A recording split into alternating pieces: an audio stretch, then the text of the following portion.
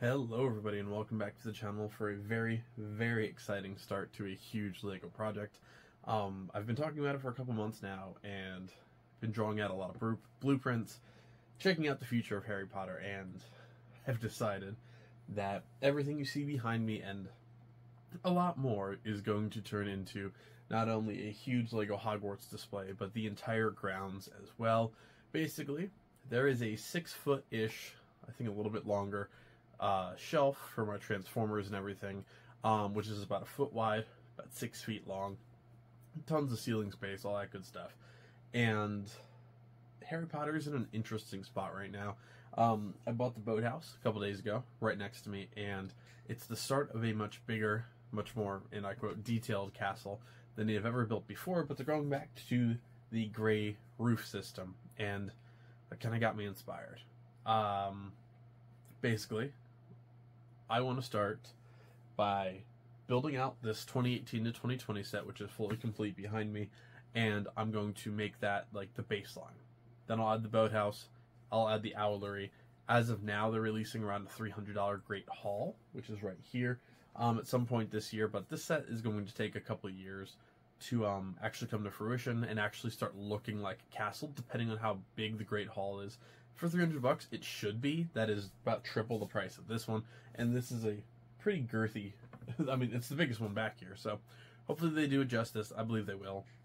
But it's going to be one of those things like, I kind of want to start replacing individual, have a huge system made up so I can build a Quidditch pitch, have the owlery actually up on a little hill, Hagrid's hut, a pumpkin patch.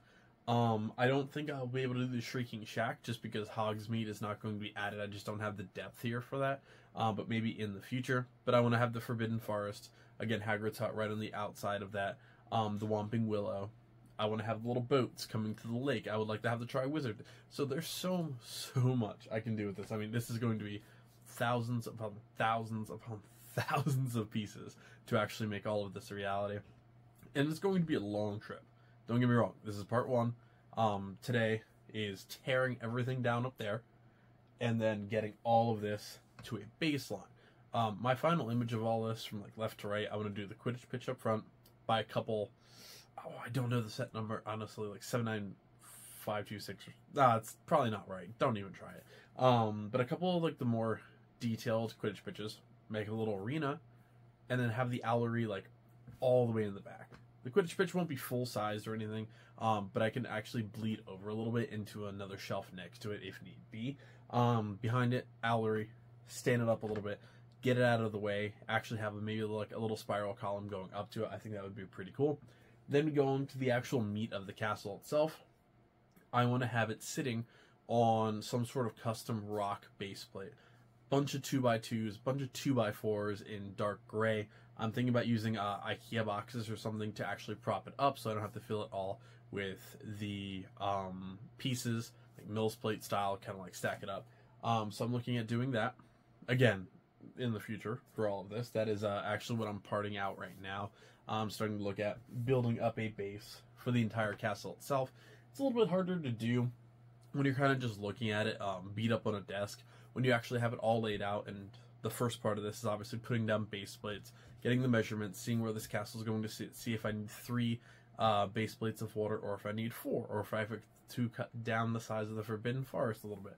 That's all like where the measuring comes in, and this is going to take a long time to not only get all the Transformers down, but to lay the groundwork for this. So, like I said, thousands upon thousands of pieces, so, and hundreds of minifigures at this point I think will end up going in this. I'm debating where my Transformers are now. I have a Magic the Gathering frame. I'm debating when I take that down, maybe get something off of Etsy of a like Hogwarts minifigure stand or something like that. If I don't want to add these to the actual system and maybe display them separately, I could always do that.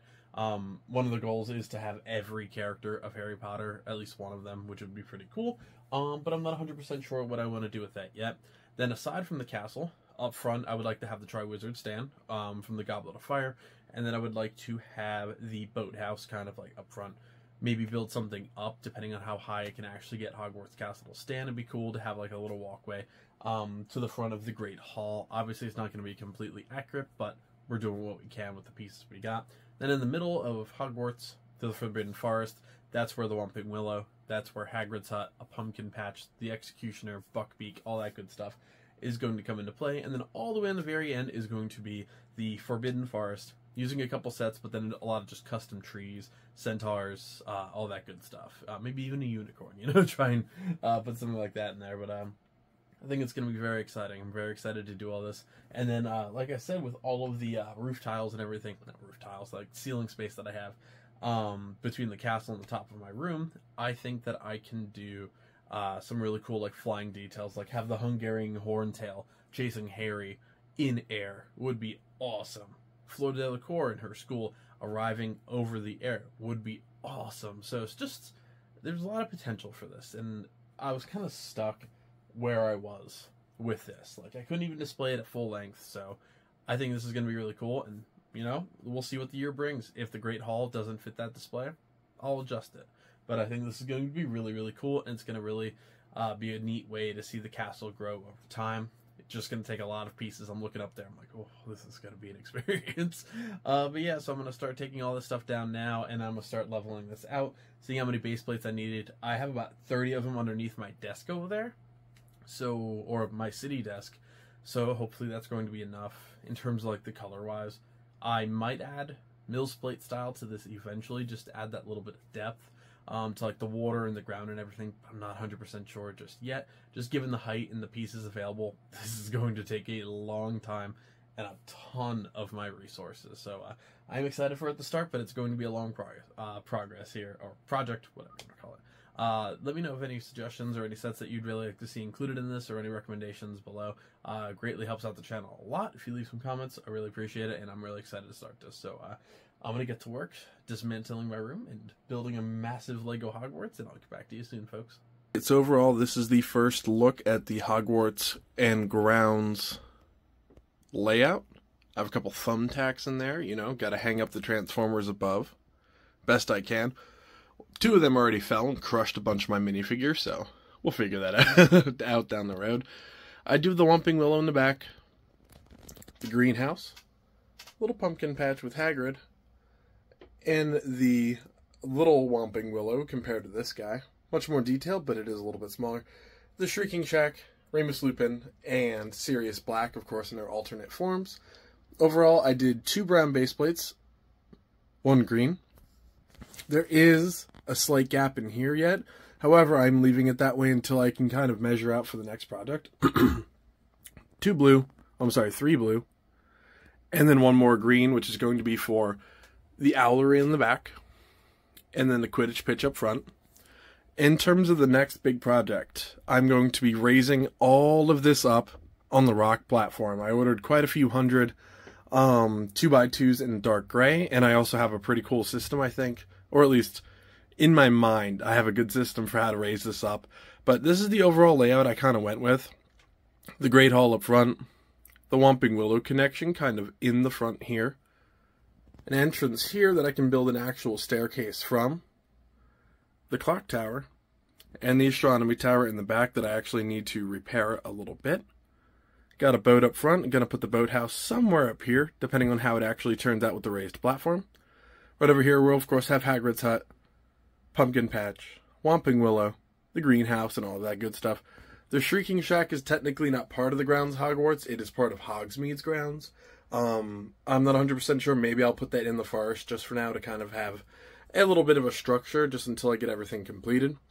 My only other debate so far is if I should do this in green or brown, or if these should be black, just because all of these new playsets coming out for the Forbidden Forest are actually black. So let me know in the comment section below if you have any suggestions for that. But this is definitely day 1 of a huge project. Never built a raised platform for this stuff before, so it is going to be very interesting. Also, none of these are really attached just because this is temporary. And of course, I'm going to have to build a platform somehow. So thank you guys so much for joining me for another build. Definitely stay tuned if you're interested in seeing a big custom project get completed. And I'll see you next time. Happy building, everybody.